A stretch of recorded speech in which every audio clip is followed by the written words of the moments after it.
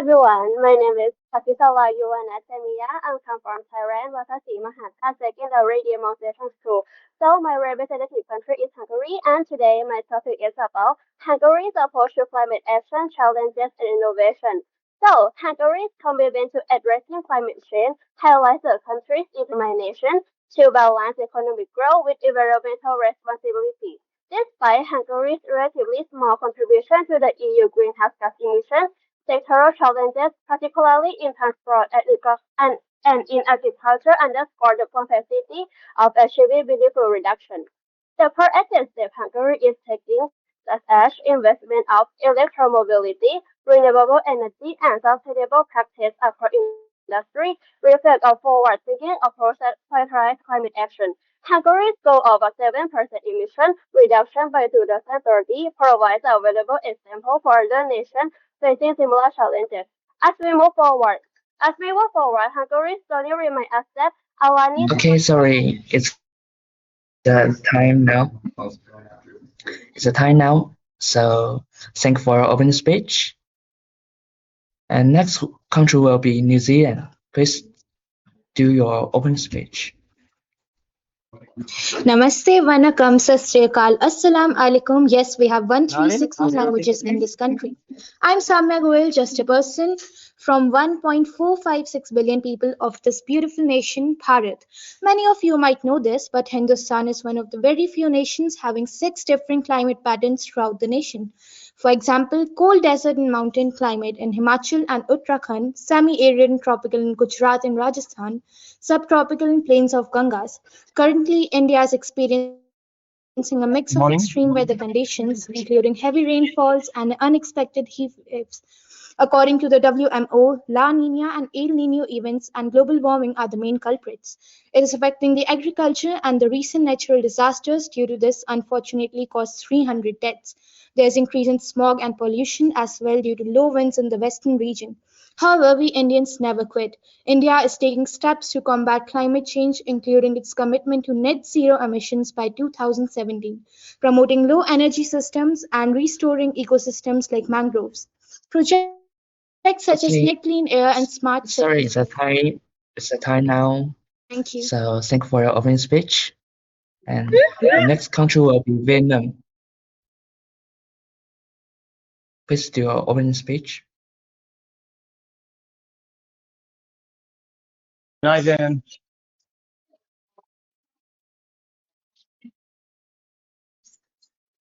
Vietnam, you can do your opening speech. Yes. Robert Frost beautifully writes, "The woods are lovely, dark, and deep, but I have promises to keep, and miles to go before I sleep. Miles to go before I sleep." I wonder what the new poets must be writing about. The burning woods, withering trees. I wonder if they still seem as lovely, dark, and deep. Because Vietnam, a country of breathtaking landscape, faces the harsh realities of climate change. With 3,200 kilometers of coastline, it is ranked among the 5 countries most vulnerable to rising sea levels. In the Mekong Delta, which feeds millions, up to 47% of farmland is at risk of saltwater intrusion by 2050. In the intervening years, Günaydın. is also Hatırlat demiştin hocam. Mal müdürlüğü bugün son gün. greening its agricultural sector. But again, each country is playing its part because the future poets deserve Okay, to write. sorry, it's a Ya Fine. siz niye munda Now, değilsiniz ya? Millet thank you for your opening speech. And the next country will be Taiwan to do the opening speech. Hi everyone, and today I'm representing Taiwan. Taiwan is frequently face typhoons resulting in heavy rainfall, flooding, and landslides. To address this challenge, the government has urged the public to restore forests and protect natural habitats, which helps sequester carbon and preserve biodiversity. In addition to extreme water issues, Taiwan faces rising electricity costs, creating financial pressures on citizens and generating public discontent. To alleviate this, the government has implemented policies promoting renewable energy and increasing electricity generation measures. Air pollution is another precious issue, historical. Thermal power accounts for 70% of Taiwan's energy, with coal-fired plants making up 50%. This reliance on fossil fuels has significantly impacted air quality. In response, Okay, sorry, it's a time now. Thank you for your open speech. And next country will be China to do an open speech. Good afternoon, everyone. China, the world's third largest country by land area, is home to over 1.4 billion people and boasts one of the largest and fastest growing economies globally. This remarkable growth has lifted hundreds of millions out of poverty, but also poses significant challenges, including environmental degradation, such as desertification and air pollution. To prevent such alarming impacts, China is committed to peak carbon emissions by 2030 and achieve carbon neutrality by 2060, therefore stepping up as a global supplier of solar panels and other clean energy technology, as well as implementing extensive afforestation projects like the Green Wall. With China's dual identity in global climate change, being both a major emitter and a renewable energy leader, its climate goals play a crucial role in shaping global climate outcomes, which could serve as a model for other nations. Thank you. Okay, thanks for your open speech. And the next country will be France to do the opening speech. Okay, a study by French research institute once that without strict measures, France's climate would warm up to 3.8 degrees Celsius by the century end, exceeding the global average. In response, the government launched the National Low Carbon Strategy, focusing on green building, energy-saving renovations, low carbon construction, and renewable energy. These efforts, France ranks 28th globally in climate transition commitments, highlighting the need for stronger action to meet its goals and combat global warming. Thank you. Okay, thanks for your opening speech. The next country will be Chile to do the opening speech.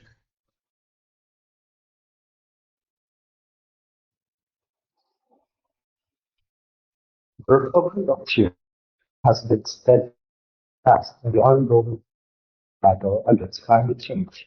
Efforts have been made, most especially in the transition from non-renewable energy, particularly the usage of coal, into renewable energy. Yet, restrictions are still faced by the country. Transition to renewable energy is still a challenge in a persistent nation due to demands in electricity production and economic pressures. Though policies have alleviated the situation. For example, this is the framework law on climate change, focusing on the phase out of coal as a source of energy. We believe that climate change is a responsibility not limited to only one nation, but their countries being the largest carbon emitters should lead initiative and financial assistance to the developing world. Through collaboration and diplomatic understanding, we can manifest a planet that is sustainable and safe to live in for the following generations.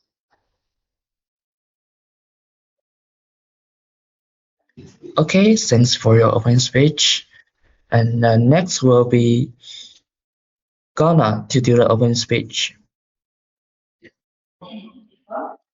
Honorable Chair, distinguished delegates, as a representative of Ghana, I stand here to address the urgent threat of climate crisis, a challenge that deeply affects vulnerable nations like ours.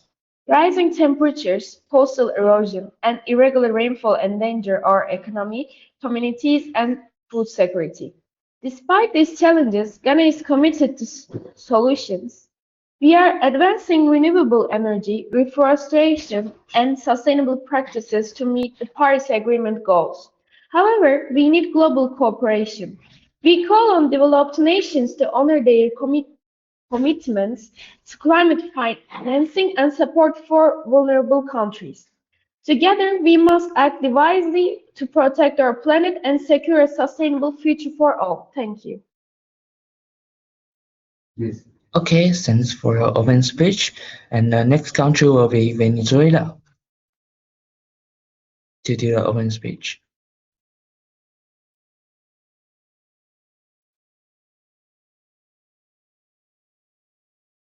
Well, I think Venezuela is not here right now, so we will back to USA again. So USA, you can do an open speech right now. Okay, I'm very sorry for joining late. Okay, I'll start in three, two. Good morning, esteemed delegates. The United States is honored to welcome you to this critical UNFCCC session on Sustainable Development Goal 13. Climate change is no longer a distant threat, but it's a present crisis. Global temperature have risen by 1.1 degrees Celsius since pre-industrial levels, triggering devastating events such as record-breaking wildfires, historic droughts, and intensifying hurricanes. The United States has enacted the Inflation Reduction Act of 2022, the largest climate investment in our history, and would like to help other countries make their own inflation reduction acts as well. Because climate change is a real problem, it's not a distant threat anymore. This forum is a call to collective action where innovative policies, equitable solutions, and responsibility can guide us through a sustainable and a better future. Together, we can transform ambition into reality. Thank you, and the delegate of the United States of America would like to look forward to fruitful discussions with the other delegates. Okay, Thank you. thank for open speech. Then we will ask Venezuela again to do the open speech.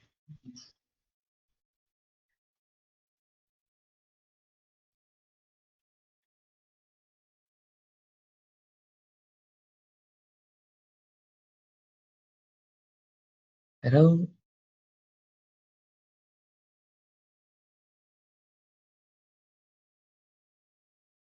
We can't hear you.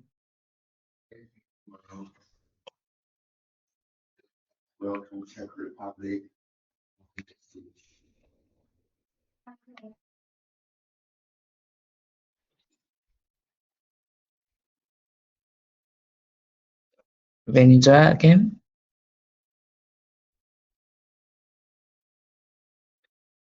Oh, okay, no. If you are not here, we're going to move to the next part. Do you hear me now? Yeah. Okay. It was a connection problem with connection. So, okay. Honorable Chair, esteemed delegates.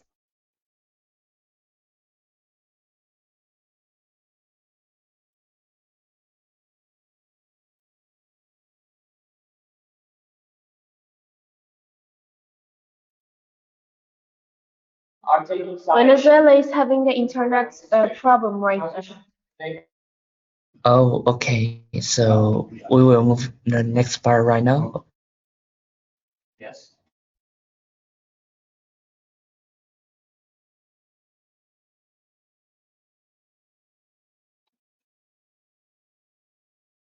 So the next will be the conference rules.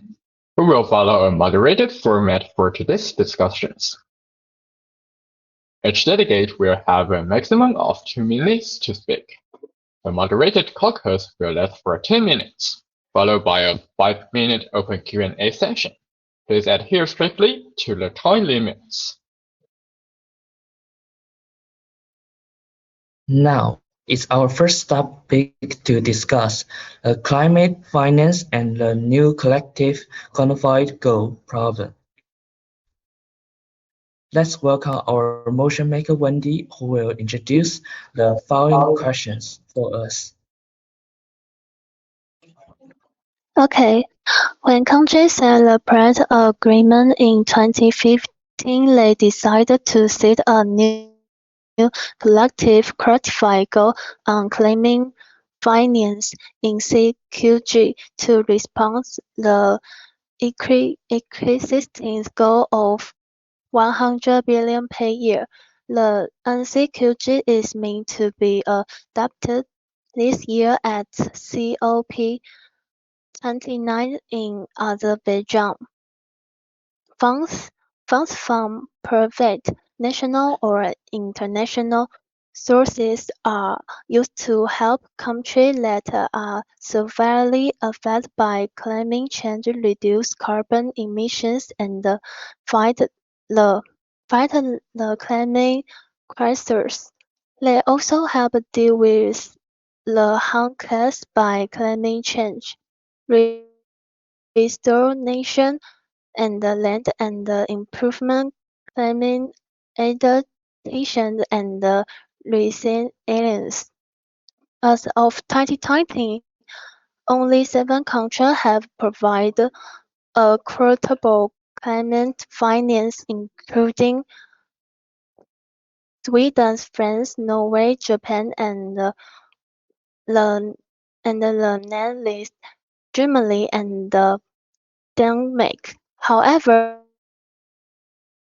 deliberations on the new goal have been slow to date. Negotiators have yet to reach consensus on foundational questions from the dollar amount of the goal to which countries should contribute. Now, the question is, do you agree that rich countries should stop use fossil fuels faster and give more money to developing countries to help them switch to clean energy? If you agree, please raise your green card. If you disagree, please raise your red card. In 3, 2, 1, go.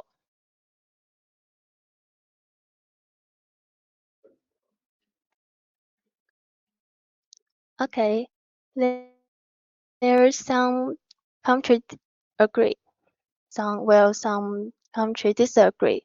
Thank you.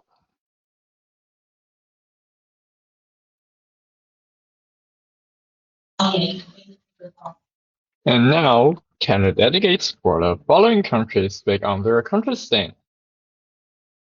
And the first out, we would like to be the Hungary. So, agree that rich countries should take quicker and more decisive action to fossil fuel reduction and provide financial support for developing countries to transition to clean energy. So, here are some reasons why I agree. So, the first one is rich countries are largely responsible for the greenhouse gas already in the atmosphere due to their long history of industrialization.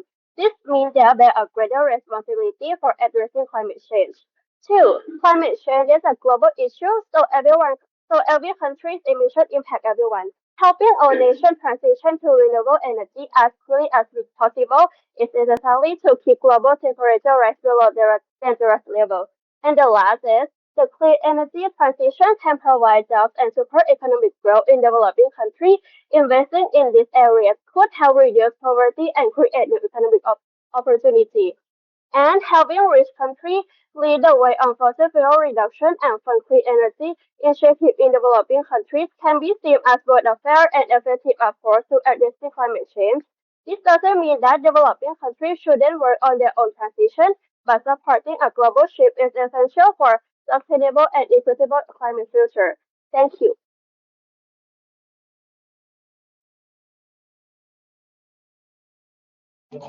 All right, thank you, delegates. And next will be Taiwan.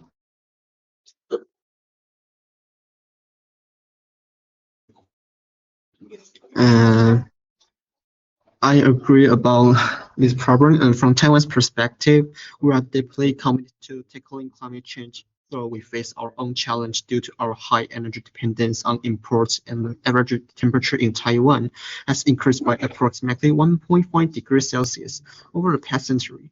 However, we understand that climate change is a global problem that requires collaborative solutions.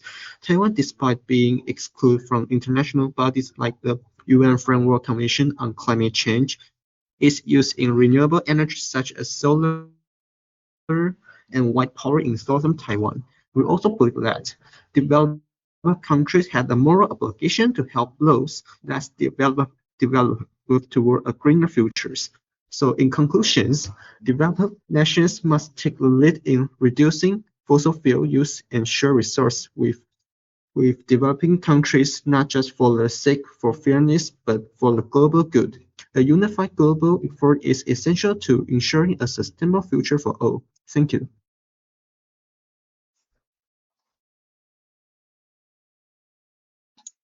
All right, thank you, Delegate. So the next, let's go to New Zealand.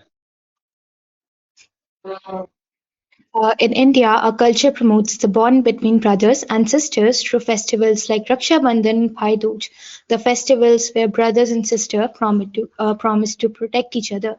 We also believe in Vasudeva Kutumbakam, which means that the world is a family.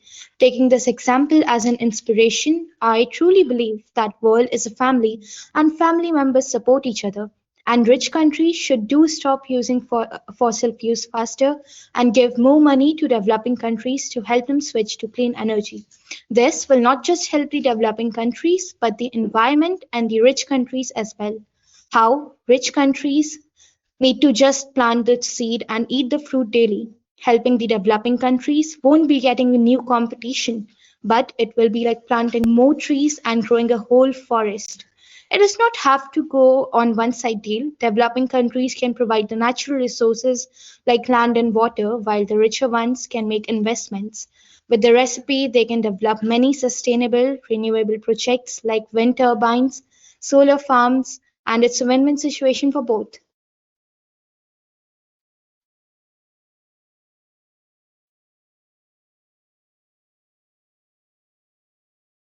All right, thank you, Delegate.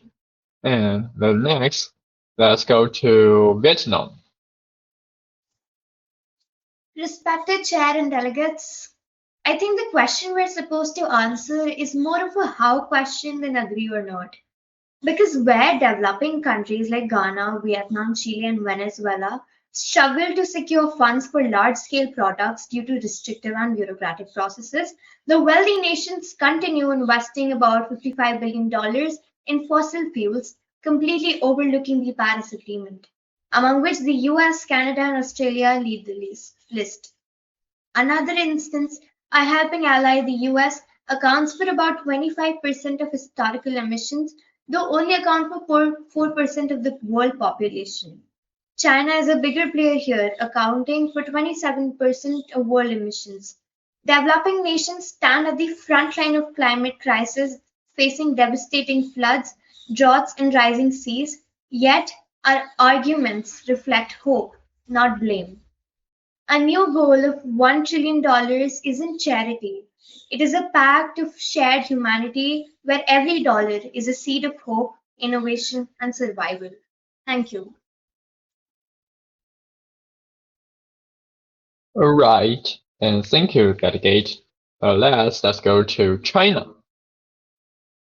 China agrees that rich countries should stop using fossil fuels faster and give more money to developing countries to help them switch to clean energy.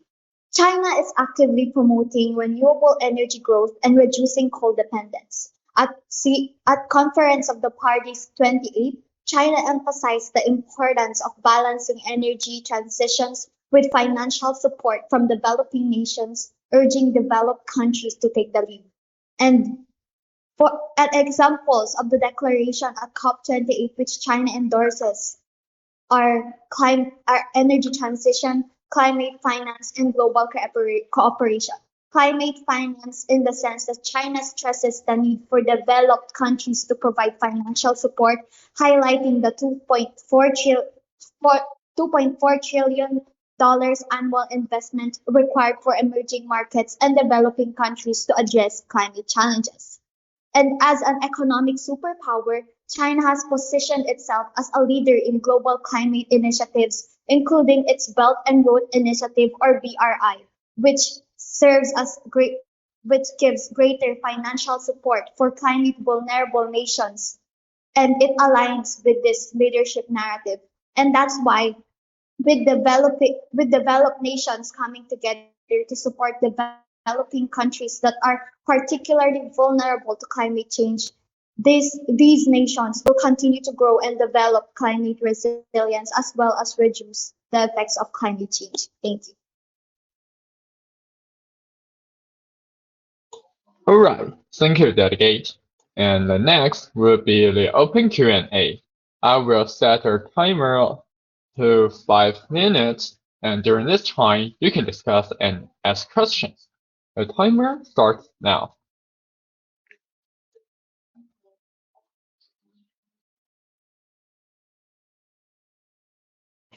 Okay, can I ask a question to China?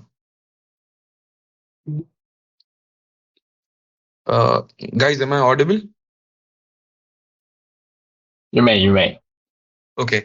So there have been multiple allegations against China, particularly regarding its role in climate finance and its reliance on fossil fuels, despite being the world's largest emitter of greenhouse gases. And China comes here, the delegate brags about the Belt Road Initiative, but Belt Road Initiative has harmed the world and only helped the Chinese economy and the Pakistan economy equally, according to the International Energy Agency. So, is China planning to address these issues anytime soon?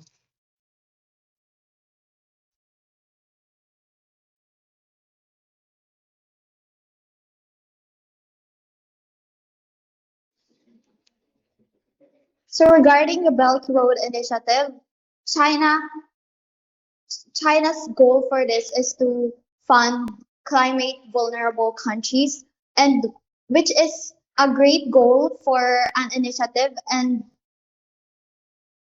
can you please repeat the question? Your last question, please. Yes. So the concluding question was, according to the International Energy Agency, China is the largest emitter of greenhouse gases, as well as China continues to brag about the Belt Road Initiative, while it has done more harm than good to the world as compared to the Chinese economy.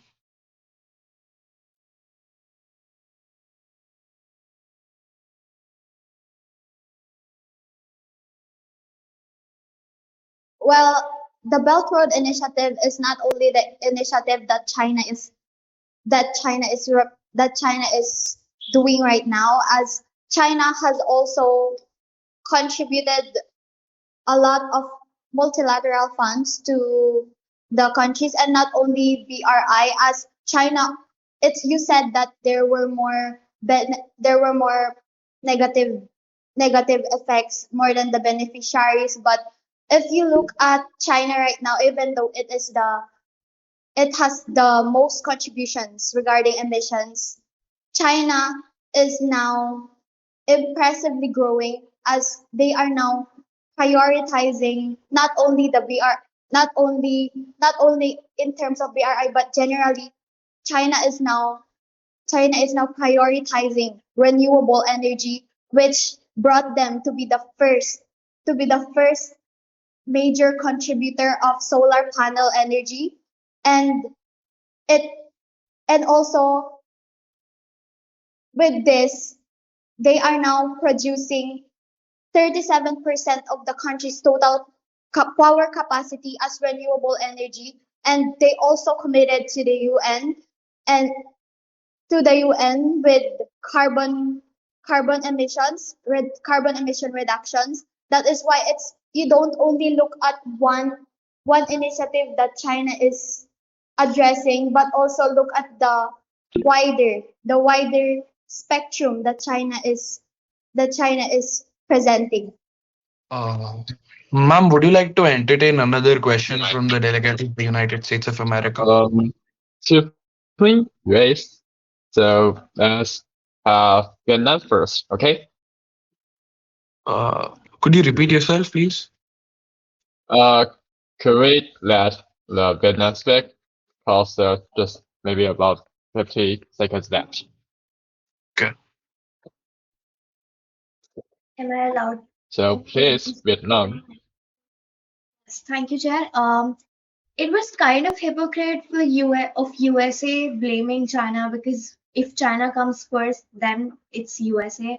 The other thing is both countries subsidize fossil fuel production to ensure their companies remain globally competitive, especially as energy prices fluctuate. So what does USA have to say about this? First of all, the United States of America is also the second largest market of the electric vehicle. But again, ma'am, what's your portfolio? Could you repeat that? Sir, I think it's clearly visible in the background. Your camera, it's not visible. This is the It's not delegate of visible in my screen. I cannot see the camera. I'm really sorry for that. That's the issue from my end. Could you repeat your portfolio, please? Sorry, US. Sorry, US and Vietnam is fine. So you guys did a Okay, good it's job. So, Vietnam. but Sorry. time is now, so we have to move to the next section. Okay, fine. So our second topic would be the global carbon credit system. We will welcome our maker Wendy again to introduce this topic for us again.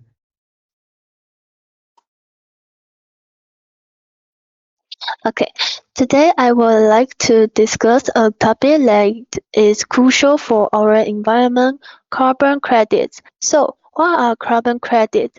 Carbon credits, also known as carbon offsets, are permits that allow the holder to emit a certain amount of greenhouse gases while the primary greenhouse gas we often refer to is carbon dioxide. Carbon credits actually encompass all type of type of greenhouse gas emissions. Typically, one carbon credits one credits allow the emission of 1 ton of carbon. Now, how do carbon credits work? Let's back took a back at the Kyoto Protocol of 1997. This was the first major international agreement and at reducing carbon emissions. It introduced the concepts of emissions trading and the carbon credits, enabling countries to buy and sell greenhouse gas emission allowances. More countries, states, and companies are engaging in carbon markets, driven by claiming commitment and corporate sustainability great goal. This reflects a green awareness of the importance of reducing carbon footprints and fulfill corporate responsibilities. In in summary, the global carbon credits index is a crucial effort to reduce emissions through economic incentives while its effectiveness and integrity are actively discussed. Ongoing improvements are essential. Thank you for your attention, and there is question for you. Do you agree that rich countries should not be allowed to buy carbon credits from poor countries to avoid reducing their pollution? Please raise your green card. If you agree, please raise your red card. If you disagree, in 3, 2, 1, go. Okay, there's some agree. There's some country agree. There's some country disagree. Thank you.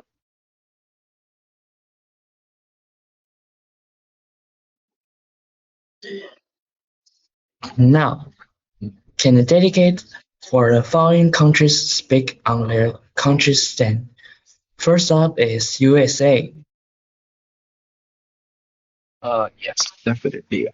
First of all, delegates, let's start with the global carbon credit system. It is a crucial part of the fight against climate change. designed to incentivize real emission reductions. The United States, as a global leader in climate policy, is committed to the spirit of the Paris Agreement and has taken strong steps in reducing emissions domestically while investing in global climate solutions, because that is something we believe in. In the United States, we implemented aggressive policies such as the Clean Power Plan (CPP) and the California Global Warming Solutions Act, setting stringent targets to reduce emissions by 26 to 28% by 2025 compared to 2005 levels. Our cap and trade program in California is a success story, reducing emissions by over 16% since 2006. Global carbon credit system could have been relevant maybe 10, 15 years from now, but now we have such other good legal frameworks that other countries like the United States of America themselves they have implemented, that countries that have a good economic framework can pledge $11 billion to the Green Climate Fund like the United States of America, helping developing countries transition to renewable energy. The United States of America would also encourage all member states to be a part of IRENA, which is the Renewable Energy Agency. However, the problem is not with nations like the United States of America who are actively pursuing real meaningful climate change. The issue lies in the misuse of the carbon credit system by certain countries, particularly those that sell credits without making sufficient reductions at home. Countries like China and India, while large scale emitters, continue to rely on dirty energy sources such as coal and artificially inflate their credit sales without making the necessary changes to their own industrial practices. Let's take China, for instance. Despite being the world's largest emitter for CO2, responsible for 28% of global emissions, China continues to increase coal production and expand its fossil fuel industries, while at the same time benefiting from the sale of carbon credits. This is the very definition of climate hypocrisy. The United States, on the other hand, has reduced coal use by 60% since 2011 and is actively transitioning to cleaner energy sources like wind and solar. Under the Paris Agreement, we all agreed that developed countries should lead the way in reducing emissions with a commitment to climate finance. The US has upheld this commitment, contributing to the Green Climate Fund and investing in both renewable and climate resilience. Yet, some countries are exploiting the carbon credit system to avoid making the hard necessary changes at home while still continuing to pollute. This undermines not only the spirit of Paris Agreement but also the effort to genuinely reduce global emissions. That is why the United States of America would like to make a fiery call on the global Okay, carbon it's credit system. time. Thank you. It's time. Thank you, delegate. And next will be France to do. As friend dedicates, I believe that while carbon credits can be part of global climate strategies, they should not be a substitute for reducing domestic emissions. The developed countries, including France, are responsible for leading by example in cutting emissions to meet global climate goals. The reliance on carbon credits can delay necessary action. For instance, the IPCC has that global emissions must be reduced by 45% by 2030 to limit warming to 1.5 degrees Celsius. Offsetting alone cannot achieve this. Moreover, the UNFCCC warns that if carbon credits are overused, it risks undermining the integrity of the Paris Agreement goals. France is committed to prioritizing domestic emission reductions while supporting sustainable development projects in developing nations through fair and transparent mechanisms.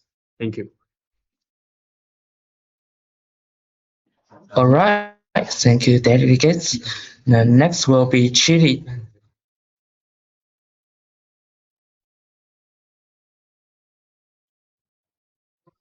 That sound like a possible solution against climate change.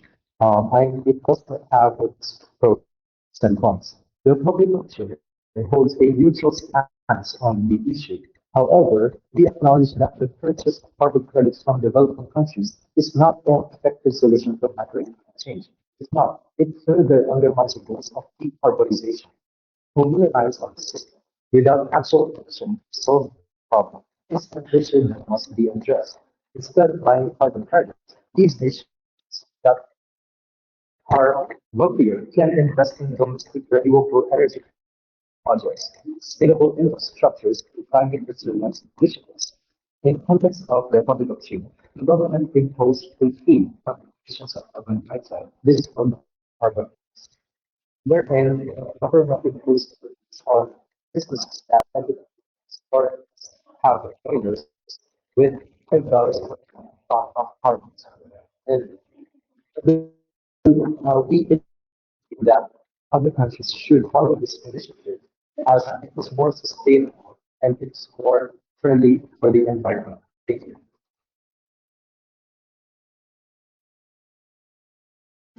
Okay, thank you, delegates.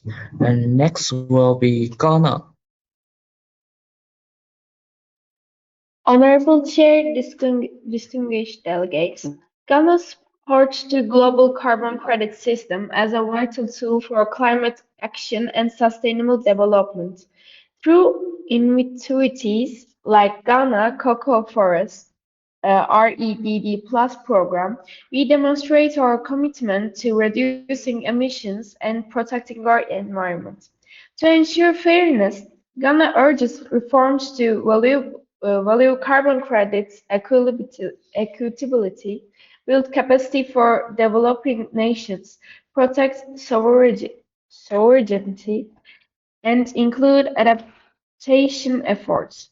Let this system foster global solidarity, empowering all nations to fight climate change and achieve sustainable growth. Thank you. All right, thank you. Then next will be Venezuela. Brazil. Okay. Do you hear me now? Do you hear me now? We can hear you now. Okay. First, for speaking, I'd like to liaison that I have a connection problem, so I won't be able to open my camera. Okay. Okay, So, honorable. What? You may proceed. Okay. Okay. We, as the delegation of Venezuela, agree that carbon credits market system is indeed a great system, but we would like to light out some points that our economy is an oil-dependent economy that heavily relies on oil production, which contributes significantly to its greenhouse gas emissions. This makes it a potential source of carbon credits through projects that reduce emissions from the oil and gas sector. And so this system is indeed a great system for us to protect our environment. But what if a country's economy is dependent on oil and things like that? This system will be against for. We would like to lighten that point and try to find solutions for that case. Thank you. Okay, thank you. Then now it's a time for the open Q&A. I will set a timer for 5 minutes, and during this time, you can discuss and ask questions. The timer starts now. Hi, may I ask one question? Sure, Hello. yes. Okay, so my question's for USA. So, given that the USA ranks 24th in global corruption indices, how does the US plan to address potential corruption and ensure transparency in its participation in the carbon credit system, especially as it seeks to meet ambitious climate goals? All right. Just a second. Okay. Ma'am, first of all, the United States of America has an extensive legal framework to address corruption of all sorts, not only regarding climate change, like the FCPA Act of 1977, the DOJ, and the Security Exchange Commission, SEC, which is also one of the most important bodies in the United States governance. They completely oversee corruption cases, and just for the note, the United States of America has ranked pretty low when it comes to corruption as compared to Vietnam, the Socialist Republic of Vietnam, a country which has violated its own constitution by failure to implement Environmental Protection Law of 2014, which actually promoted corruption. So please get your facts straight. Thank you. Am I allowed to ask one more question? Sure, you can ask. Okay, so my questions for Ghana. How does Ghana balance the urgent need for funding to address loss and damage with the global of promoting long-term climate resilience? Because it's according to UN, it's the least developed country.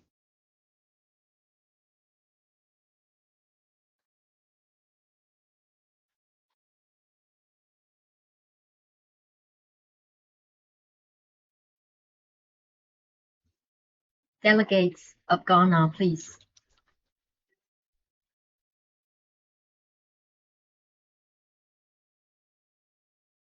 Sorry, Is delegate Ghana delegate here? from Ghana. Okay. I Can we move forward if the delegate is not available here? Okay, so you want to ask a question now? Yes, my questions are directed to two delegates, the delegate of Chile and the delegate of Vietnam. Talk first, the question will be to the delegate of Vietnam. The delegate of Vietnam's country, the Socialist Republic of Vietnam's Constitution of 2013 explicitly mentions the environmental protection in Article 43, but that has not been implemented anywhere.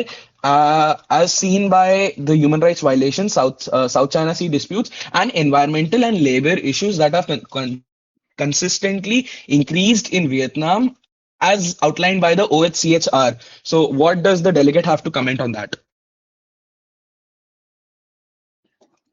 Sir, Vietnam is doing its best that it can in terms of climate protection. It is countries like USA, which actually I wanted to ask the question, is being hypocrite, blaming China for you know involving itself for about 28% of the carbon emissions, but it is USA who's also contributing about 25%. Look at China's population, look at US population, you only consist of about 4% of the world population, and still your rates are way higher in terms of carbon emission population. Thank you for the amazing allegation, ma'am. But the delegate believes it was a question that was directed to the delegate of Vietnam and not an allegation, and not expecting an allegation. The delegate was expecting an answer. Furthermore, continuing over the fact as the question was raised by ma'am, please let's not forget the fact that United States of America has incentivized EVs above fossil fuel production. And ma'am, again, the United States of America cannot outright ban fossil fuels because again, that is an underlying legal framework that people continue to depend on. We cannot take away people's fossil fuel run vehicles and tell them to go buy a shiny new EV for $100,000, which they might or might not be able to afford. And ma'am, this is the hypocrisy of Vietnam.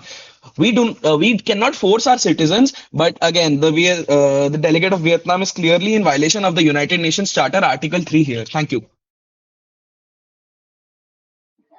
Sir, could you state your source, what article you're talking about? Ma'am, the United Nations Charter, the basic framework of the United Nations, that is something that is the spirit of United Sorry, Nations. it's And time now. Sorry, wait, time now. We'll move it to the next part. So, alright, let's to move to the third part, and the third will be the loss and damage found. And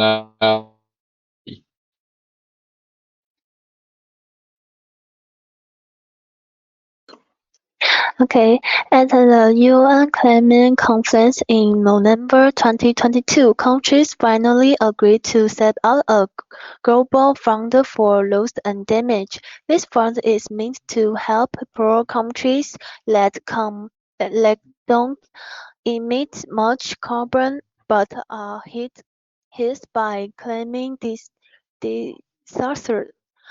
For example, Pakistan faced risks from broad heat wave and shifting agricultural conditions. Additionally, other countries in Africa like Mozambique and Kenya are experiencing severe drought and other climate-related challenges. All of them are developing countries and are suffering from the disasters of climate change. Meanwhile, the contributors to climate change are all interlinked. Countries like China, the United States, and Russia. With facing this situation, some people may make a statement that countries should be responsible for this problem. Furthermore, there aren't any strong commitments to reduce carbon emissions, and some countries even seem to be back away from their improvement targets. So, while this agreement on helping those affected by climate change, it highlights a big contradiction. Countries are willing to pay for the damage but aren't taking enough action to cut emissions in the fast pace. So my question is, do you agree that rich countries should pay more money to developing countries for the damage caused by climate change? Please raise your green card if you agree, and raise your red card if you disagree. In 3, 2, 1, go. Okay, there are some agree. Thank you.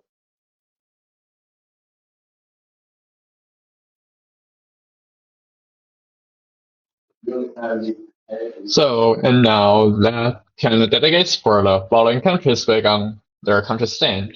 So the first up will be Hungary. So I agree that rich countries should contribute more financially to help developing countries to deal with climate change impact. So I have researched for the reason. So the first one is developing countries are often more vulnerable to climate-related disasters such as extreme weather events, rising sea levels, and agricultural challenges. These nations may lack the infrastructure and resources to effectively cope with this impact, making financial support crucial. And second is financial support from rich countries can help developing countries invest in resilient infrastructure, disaster preparedness, and sustainable agriculture. This funding can empower these nations to adapt to a changing climate and reduce their vulnerability. And the last is climate change effect can lead to economic instability, migration, and conflict. Assisting developing countries helps promote global stability and foster international cooperation, which is essential for addressing a problem as complex as climate change. So, rich countries contribute more to help developing countries recover from climate damage. It's a fair and practical approach. It reflects a commitment to share responsibility and solidarity in addressing in a global crisis that affects us all. Thank you.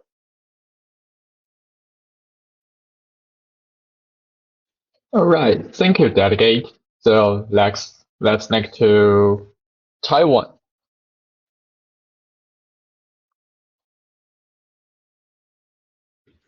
Well, I agree about this problem. In my opinion, some countries possess advanced technology. They can use the technology from the rich countries and make the cities in developing countries more environmentally friendly and sustainable. These rich countries can take advantage of remaining resources to rescue other developing countries and the poverty countries. Besides the former points, Taiwan have even worked with countries in the Pacific to promote renewable energy solutions and improve energy efficiency. Collaborate with different countries to protect our Earth. So I agree that the, the rich countries should pay more money to developing countries for the damage caused by climate change. Thank you.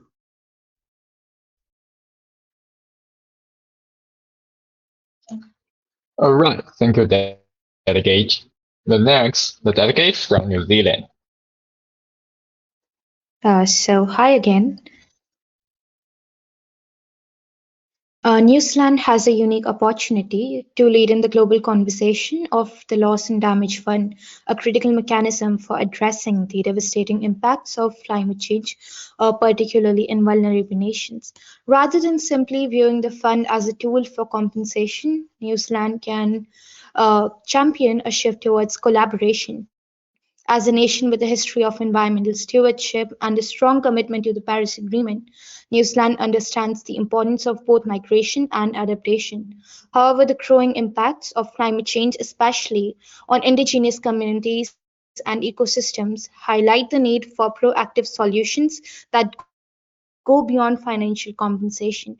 The Loss and Damage Fund should not only provide financial source to affected nations, but also foster knowledge sharing, technology transfer, and capacity building. By positioning itself as a leader in both contributing to the shaping fund, New Zealand can help create a framework that encourages joint responsibility for climate resilience. This collaborative approach will allow countries to learn from one another, share innovative solutions, and build long term resilience to the inevitable impacts of climate change.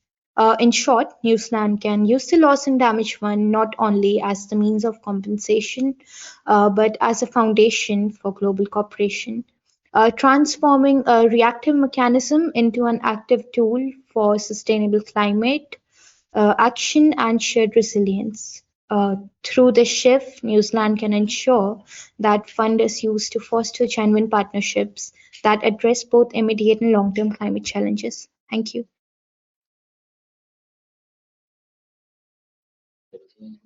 All right, thank you, delegate. So let's move on to Vietnam. Wangari Maathai, Nobel Peace Prize laureate, stated, "The environment and the climate change crisis is also an issue of justice."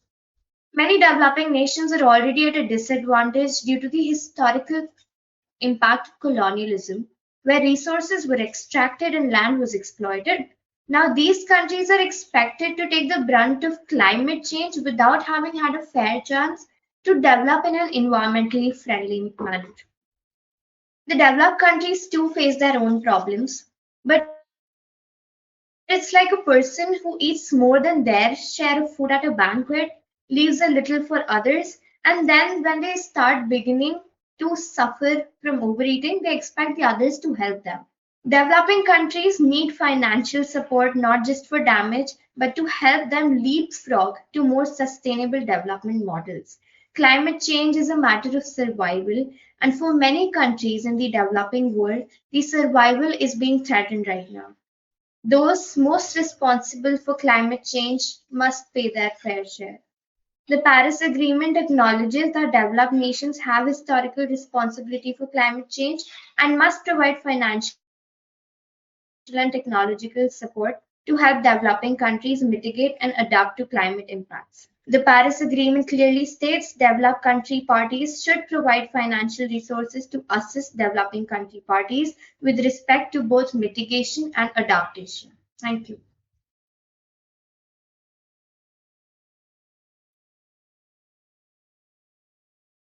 All right, thank you. And the last one on the list, let's welcome China. Countries that have caused the most climate change and have the greatest resources should bear more of the burden for addressing it. China calls for developed countries to fulfill their $100 billion annual climate finance commitment because considering that China is a major emitter, we are doing our best to finance the damages caused by these emissions. For example, China's annual climate finance contributions average between $3.8 billion and $4.5 billion from the year 2013 to 2022. And this amounts to roughly 6% of the total climate finance from developed countries during that period and place it roughly on par with Italy and ahead of many developed countries, including Canada and Norway in those years.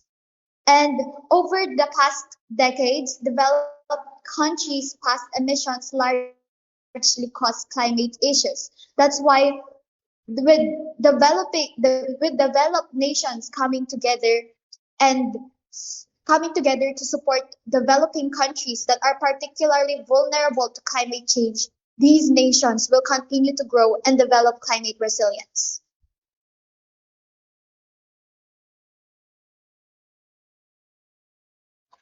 All right, thank you, Delegate. Then we will move to the opening Q&A, and also I will set a timer of 5 minutes, and you guys can discuss together. So the timer starts now. Okay. My first So question. please, New Zealand.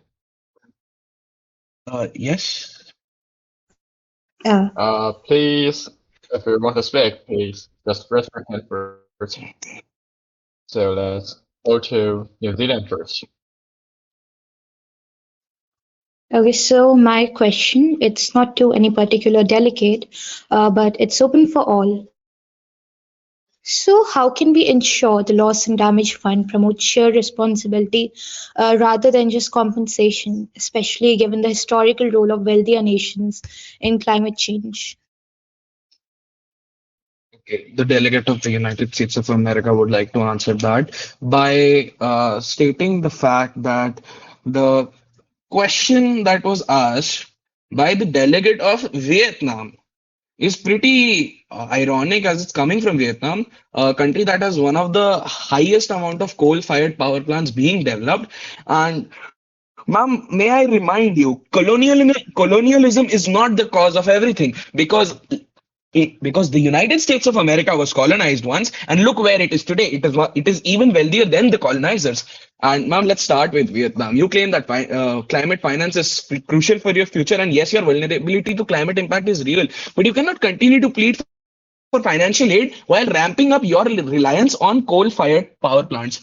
Ma'am, I will be finishing my question by stating the fact that Vietnam should, instead of asking for financial assistance, Vietnam should reduce their emissions and look towards renewable solar and wind commitment to reduce emissions and join IRENA. Thank you.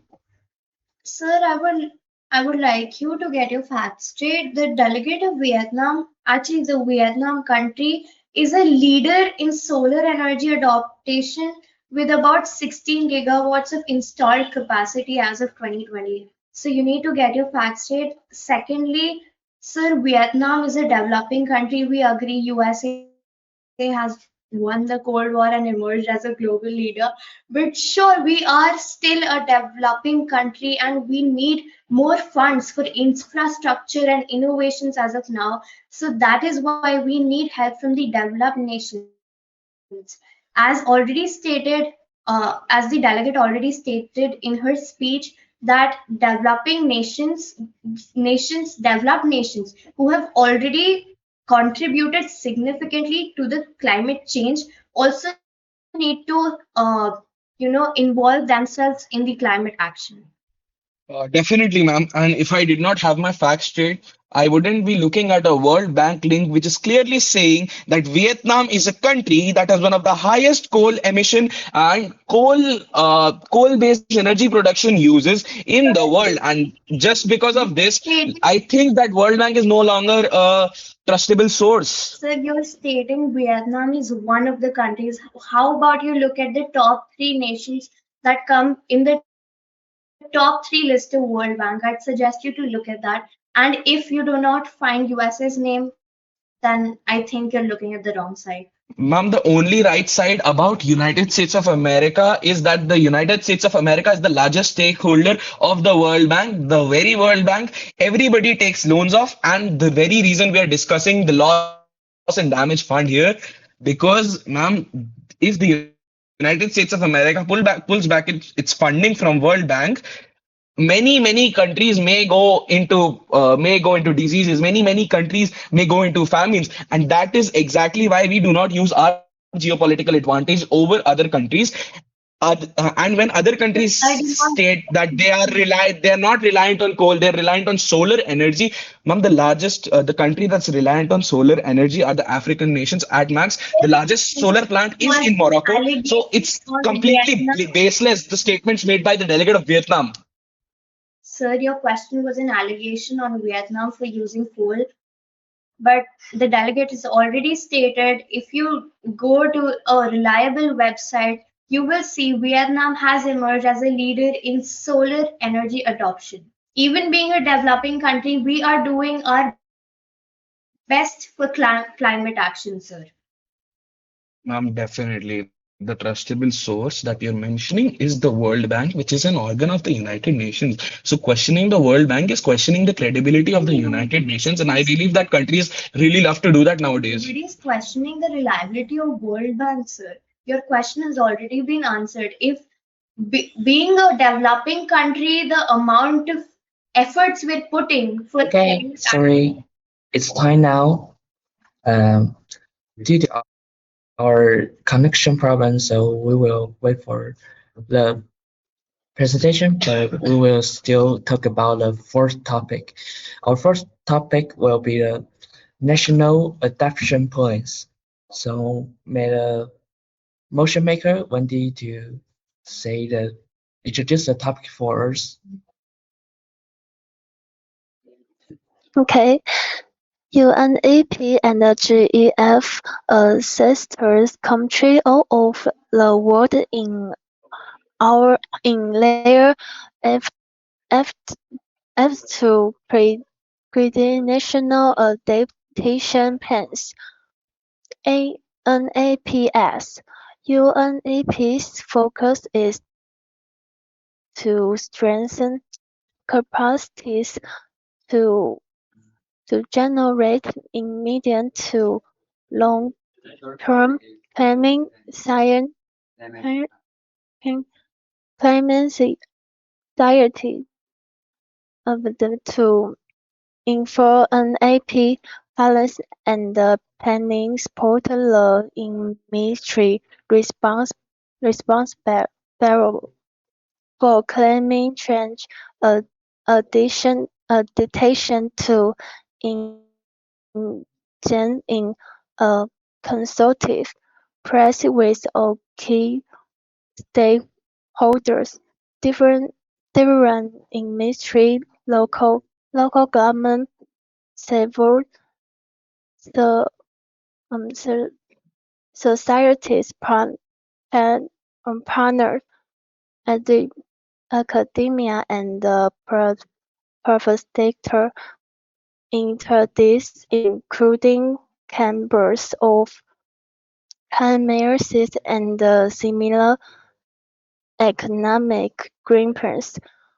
Also, UNEP assists countries to better integrate NAP plays into their national developing plans and budgeting. Now, my question is, do you agree that improvement countries are not getting enough support from rich countries to make a good planning place for the future? If you agree, raise your green card. If you disagree, raise your red card. In 3, 2, 1, go.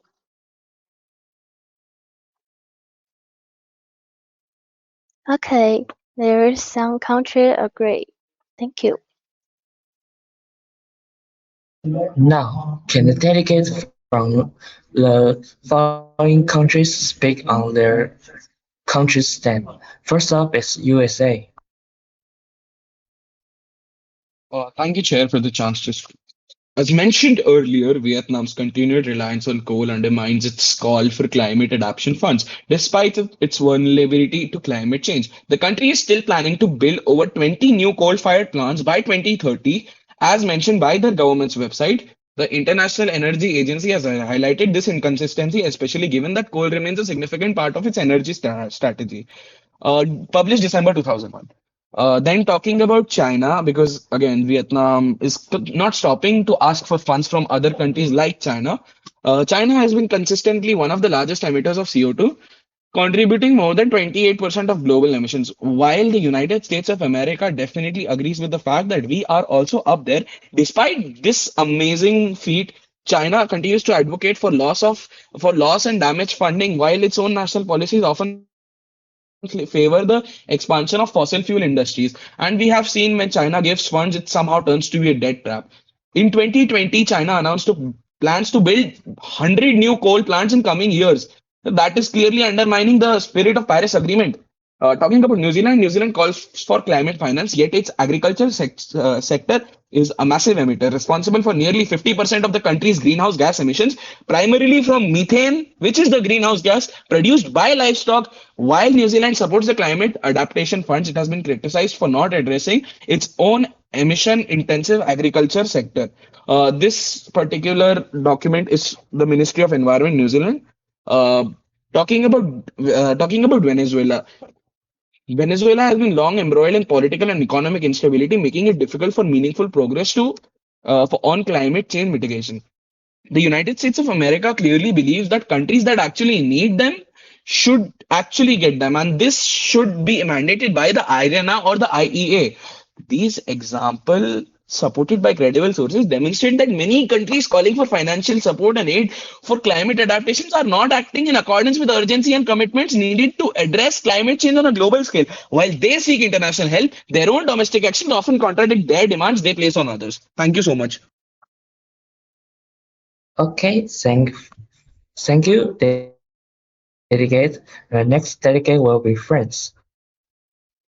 As France delegates, I acknowledge that while developed countries, including France, have made significant contributions to support developing nations in their climate efforts, more needs to be done. For instance, the collective goal of mobilizing $100 billion annually by 2020 has not yet been fully met.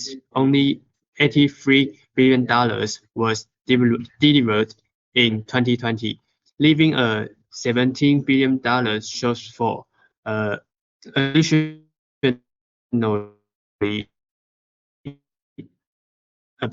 adaptation finance countries, particularly vulnerable ones, remains in the debt craze.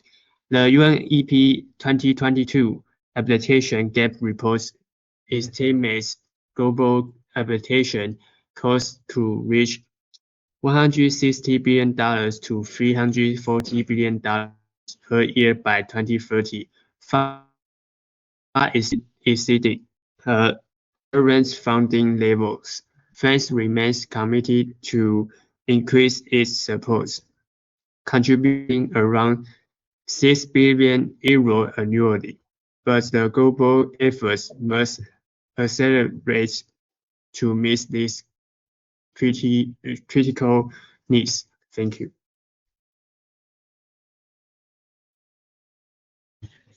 All right, thank you, delegates. Next,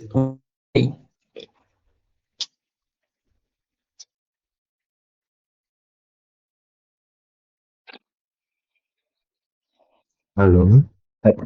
Given the rapid worsening of climate change, national adaptation plan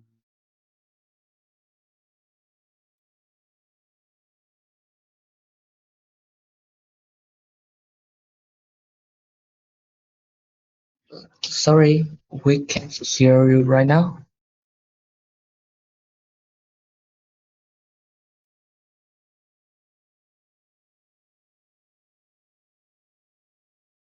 Now we still didn't hear it.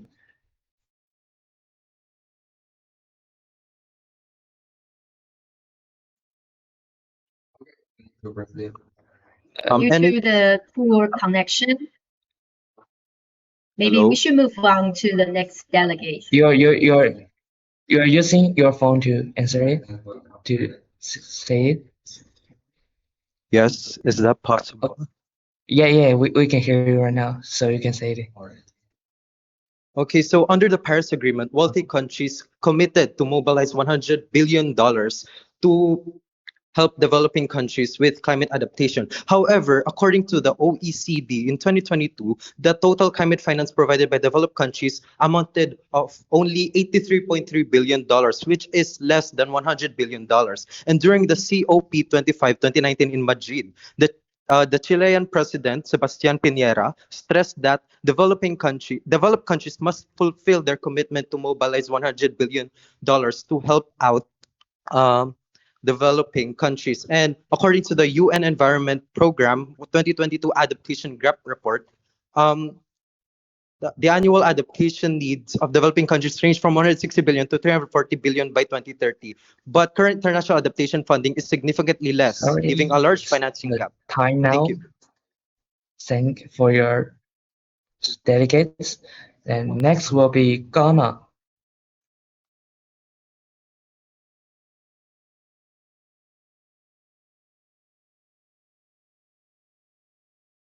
Is Ghana here? If you are not here, we are going to move to Venezuela.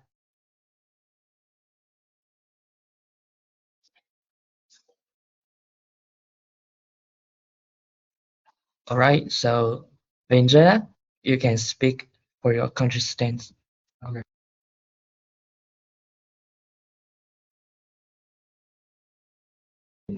Venezuela.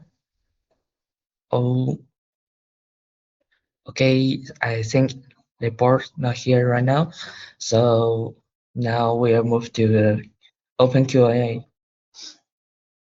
I will set a timer for 5 minutes. Wait, someone raise your hand.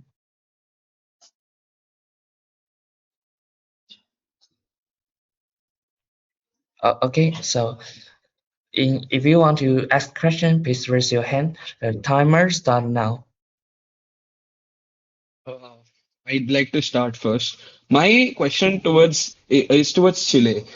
Chile talked about developed nations to deliver the promised $100 billion in climate finance, claiming that only $83 billion had been committed so far. Former President Sebastián Piñera echoed these calls during his tenure. But let's not forget that the high rates of deforestation are the actual cause that Chile is not able to grow that fast as compared to the other developing nations.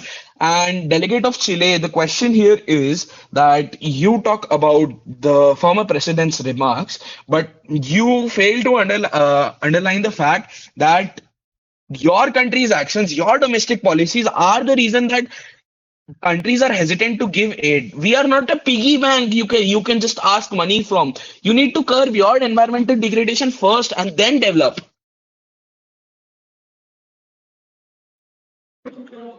Can you please repeat the concluding question? Can't Sir, we catch are it. not a piggy bank. We are a country that expects that countries curb their own domestic environmental degradation first and then look forward for the path of development rather than ask for the leftover $17 billion constantly.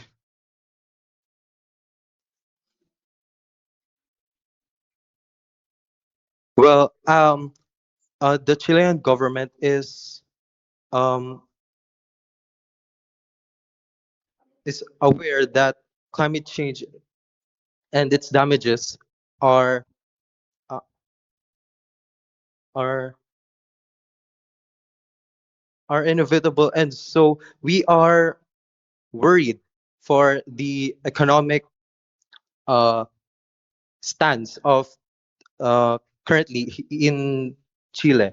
For it was reported that um, the GDP annually of Chile will lessen to 1.1% annually on up to the year 2100. And so I think it's the matter that the wealthier nations should step up and just address the need of developing ones, because you know we are not the fault, or we, the developing countries, are really not the major contributors to climate change. In Chile, it was reported that only 0.2% of uh, climate change damages were reported that came from Chile. Thank you. Sir, there's just one thing about a factual Wait, inaccuracy. wait. Sir, the delegate of Chile, there's just one thing about a factual inaccuracy in your statements. Sir, you contribute very less as deforestation, but please explore in your expanding mining industry, which complicates Chile's call for financial aid, because your mining industry is one of the most developing in the world, and especially the most developing in Latin America. So please, sir, check your facts there. Thank you so much.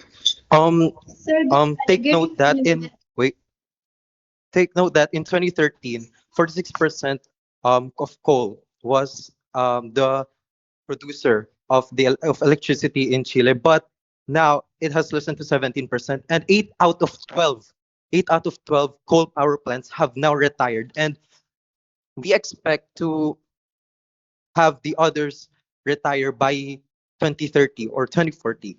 And in 2020, renewable power sources surpassed coal as a primary energy sources, which further uh, justifies, or it further give give reasons on the actions or the climate actions that are being implemented in the country. So please check your facts. Hi, may I ask a question? mentioned in his speech blamed Vietnam continuously about using coal and etc. etc.